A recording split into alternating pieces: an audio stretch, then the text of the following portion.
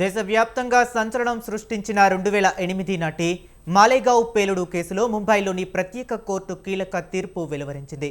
ఈ కేసులో అభియోగాలు ఎదుర్కొంటున్న మాజీ ఎంపీ ప్రజ్ఞా ఠాకూర్, లెఫ్టినెంట్ కర్నల్ ప్రసాద్ పురోహిత్ సహా మొత్తం 7 నిందితులను ఎన్ఐఏ కోర్టు నిర్దోషులుగా తేల్చింది. ఈ మేరకు ఇవాళ తీర్పు వెలువరించింది.